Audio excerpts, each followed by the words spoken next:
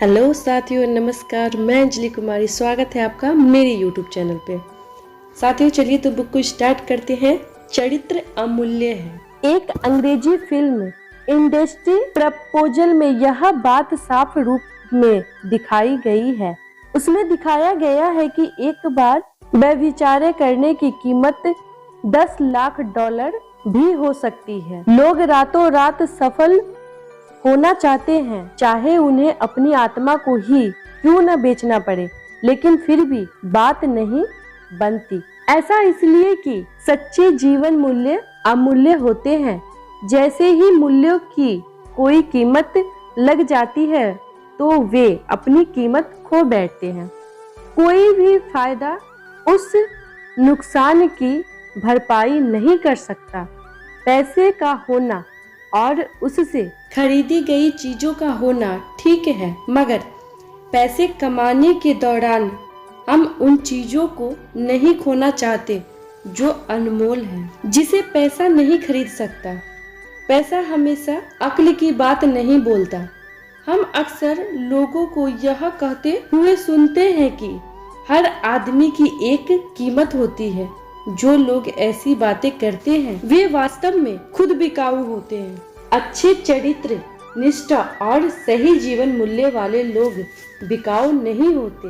पैसा खरीद सकता है हंसी मगर खुशी नहीं, बिस्तर मगर नींद नहीं, किताबें मगर ज्ञान नहीं, एक घड़ी मगर समय नहीं, साथी मगर दोस्त नहीं, चमक धमक मगर खूबसूरती नहीं, खाना मगर भूख नहीं, मकान मगर घर नहीं, दवा मगर सेहत नहीं, अंगूठी मगर जीवन साथी नहीं। जीवन में दो तरह के दुख होते हैं। पहला, हम जो चाहते हैं वह न मिलना। दुख झेलने वाले के लिए एक नसीहत। मैंने ईश्वर से शक्ति मांगी थी ताकि मैं कुछ हासिल कर सकूं।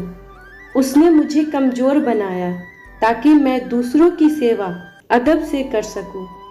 मैंने सेहत मांगी थी ताकि मैं बड़े काम कर सकूं। मुझे दुर्बलता मिली ताकि मैं अच्छे काम कर सकूं। मैंने धन दौलत मांगी थी ताकि मैं खुश रह सकूं।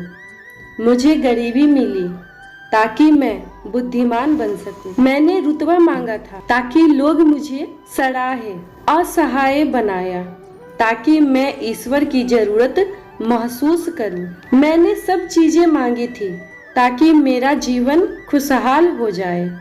मुझे सिर्फ जीवन मिला ताकि मैं हर चीज से खुशी पा सकूं। मैंने जो भी मांगा नहीं मिला, मगर वह सब कुछ मिला जिसकी आशा की थी। मेरे ऐसा करने के बावजूद मेरी अनकही प्रार्थनाएं सुनी गई।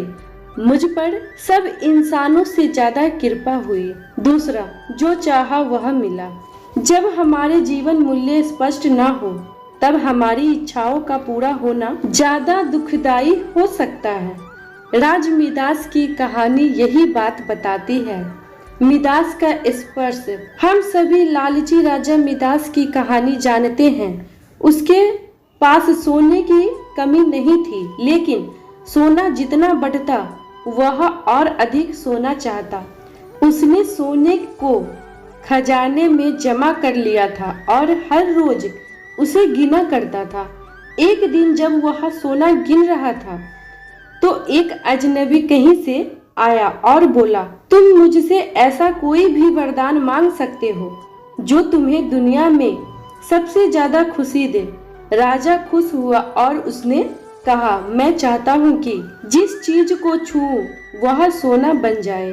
अजनबी ने राजा से पूछा, क्या तुम सचमुच यही चाहते हो?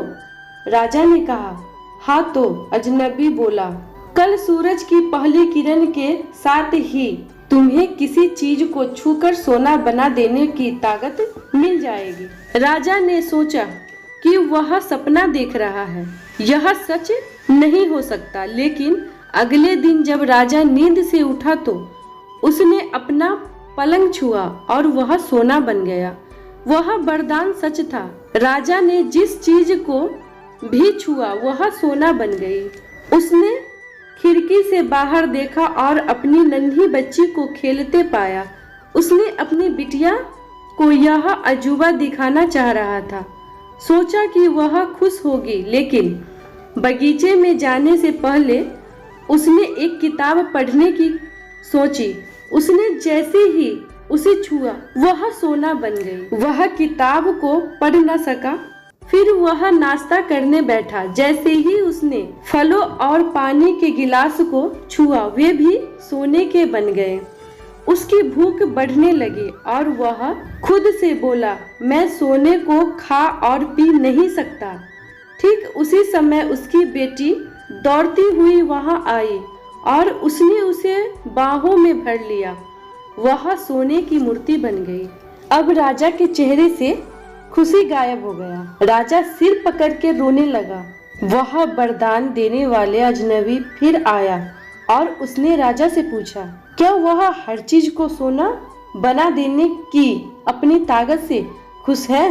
राजा ने बताया कि वह दुनिया की सबसे दुखी इंसान है। राजा ने उसे सारी बात बताई। अजनबी ने पूछा, अब तुम क्या पसंद करोगे, अपना भोजन और प्यारी बिटिया या सोने के ढेर और बिटिया की सोने की मूर्ति? राजा ने गिड़गिड़ाकर माफी मांगी और कहा, मैं अपना सारा सोना छोड़ दूंगा। मेहरबानी करके मेरी बेटी मुझे लौटा दो, क्योंकि इसके बिना मेरा हर चीज मूल्यहीन हो गई है। अजनबी ने राजा से कहा, तुम पहले से बुद्धिमान हो गए हो। और उसने अपने वरदान को वापस ले लिया। राजा को अपनी बेटी फिर से मिल गई और उसे एक ऐसी सीख मिली जिसे वह जिंदगी भर नहीं भुला सका। इस कहानी से क्या शिक्षा मिलती है? पहला, घटिया या विकृत जीवन मूल्यों से दुख ही मिलता है। दूसरा, कई बार इच्छा का पूरा होना ना पूरा होने से बड़ा दुख बन जाता है। तीसरा, फुटबॉल के खेल में दो खिलाड़ी बदले जा सकते हैं, पर जिंदगी के खेल में ना तो खिलाड़ी बदले जा सकते हैं और ना ही खेल दोबारा खेला जा सकता है। शायद हमें अपने दुखों से मुक्ति पाने का मौका दोबारा न मिल सके। आप कैसे याद किया जाना पसंद करेंगे? करीब 100 साल पहले एक आदमी ने सुबह के अखबार में जब अपना नाम उठावने वाले कॉलम में देखा तो वह हैरान रह गया। अखबार वालों ने गलतफहमी की वजह से उसका नाम छाप दिया था। उसे पढ़कर वह पहले तो हक्का बक्का रह गया, क्या मैं जिंदा हूँ या नहीं। थोड़ा संभलने पर उसके मन में विचार आया कि देखूं लोगों ने मेरे बारे में क्या कहा है। उसके बारे में लिखा गया था, डायनामाइट का बादशाह मर गया और वह मौत का सौदागर था। इस व्यक्ति ने डायनामाइट की खोज की थी। अखबार में अपने लिए इस्तेमाल किए गए मौत का सौदागर विश्लेषण को पढ़कर उसने खुद से सवाल किया, क्या मुझे इसी तरह याद किया जाएगा? उसने फैसला किया कि वह हरगिज नहीं चाहेगा कि लोग उसे इस तरह याद करें। उस दिन से उसने शांति के लिए काम करना शुरू कर दिया। उसका नाम था अल्फ्रेड नोबल और आज उसे नोबेल पुरस्कार के लिए याद किया जाता है। दुनिया के लिए आपकी विरासत क्या होगी? आप किस तरह याद किया जाना चाहेंगे? आपके बारे में लोग अच्छी बातें करेंगे? क्या आपको प्यार और इज्जत के साथ याद किया जाएगा? क्या कोई आपके न होने की कमी महसूस करेगा? छोटी छोटी बातें बड़ी फर्क डालती है।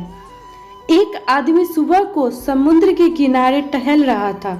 उसने देखा कि लहरों के साथ सैकड़ों स्टार मछलियां तट पर आ जाती है। जब लहरें पीछे जाती है तो मछलियां किनारे पर ही रह जाती है और धूप से मर जाती है। लहरें उसी समय लौटी थी पर स्टार मछलियां अभी जीवित थी। वह आदमी कुछ कदम आगे बढ़ा।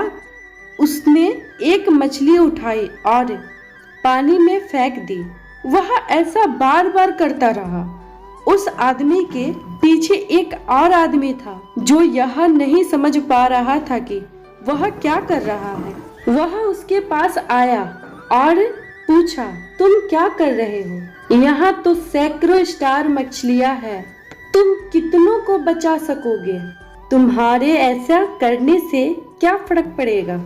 उस आदमी ने कोई जवाब नहीं दिया। 2 कदम आगे बढ़कर उसने एक और मछली को उठाकर पानी में फेंक दिया और बोला, इससे इस एक मछली को तो फर्क पड़ता है। हम कौन सा फर्क डाल रहे हैं, बड़ा या छोटा, इससे कोई फर्क नहीं पड़ता। अगर हम सब लोग थोड़ा थोड़ा फर्क लाए तो बहुत बड़ा फर्क पड़ेगा। क्या आपका जीवन बचाने लायक है? एक लड़का नदी में डूब रहा था। वह मदद के लिए चिल्लाया। एक आदमी जो उधर से गुजर रहा था नदी में कूद पड़ा और उसने लड़के को बचा लिया। जब वह आदमी जाने लगा तो बच्चे ने कहा, धन्यवाद। उस आदमी ने पूछा, किस लिए? लड़के ने जवाब दिया, मेरी जिंदगी बचाने के लिए। उस आदमी ने लड़के की आंखों में देखा और कहा, बेटा, जब तुम बड़े हो जाओगे तो इस बात को साबित करना कि तुम्हारी जिंदगी बचाने लायक थी। यह सोचने का समय है, यह सचेत होने का समय है। आत्मसंतुष्टि के बिना सफलता व्यर्थ है। यदि जीवन का कोई अर्थ और उद्देश्य न हो तो आप कितना भी सम्मान, पैसा और शिक्षा हासिल कर ले, आपको जिंदगी में खालीपन और उदासी ही महसूस होगी। सेहत, पैसा, परिवार, समाज और जीवन मूल्यों के बारे में अपनी व्यक्तिगत सफलता की फिलॉसफी बनाने से ही सफलता की शुरुआत होती है। अगर हमारी जिंदगी में सफलता की साफ फिलॉसफी न हो तो ख्याली पुलाव ही हमारे मार्गदर्शन बन जाएंगे।